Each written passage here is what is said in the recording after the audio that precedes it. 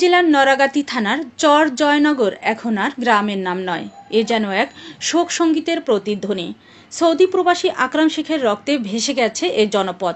একটি হত্যাকাণ্ডকে কেন্দ্র করে যেভাবে লণ্ডভণ্ড হয়ে গেল একটি সমৃদ্ধ গ্রাম, তা দেখলে মনে হবে যেন যুদ্ধ বিধ্বস্ত কোনো এলাকা।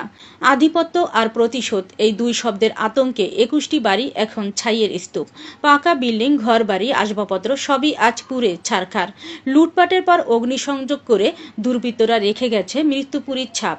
চোখের সামনে ঘর পুড়েছে, আশ্রয় হারাচ্ছে শতাধিক মানুষ, পুরুষরা প্রাণ বাঁচাতে পালিয়েছে। গ্রাম এখন একেবারে পুরুষ শূন্য।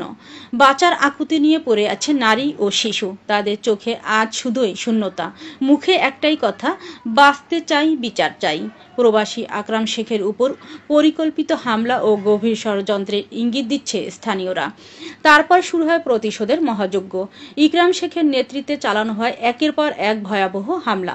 আনসার জমাদ্দার, ইসমাইল জমাদ্দার, ফাহিম শিকদার সহ অন্তত ২০টি বাড়িতে হামলা, লুটপাট আর আগুন।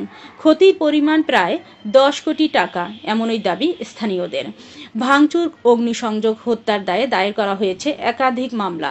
গ্রেফতার হয়েছে ২ জন, বাকিদের গ্রেফতারের অভিযান চলছে বলে জানিয়েছেন নরাগাতি থানা পুলিশ। তবে গ্রামবাসীর দাবি, শুধু গ্রেফতার নয়, দরকার সেনা মোতায়েন, দরকার স্থায়ী নিরাপত্তা, যাতে তারা ঘরে ফিরতে পারে। এই মুহূর্তে একটাই প্রশ্ন, কারা এই আগুন খেলায় মদতদাতা, কারা এই রক্ষা করছে এই দানবদের? সৌদি ফেরত আকরাম শেখের রক্ত এখন শুধু এক ব্যক্তির নয়, তা আজ জয়নগরের শত শত মানুষের কান্না।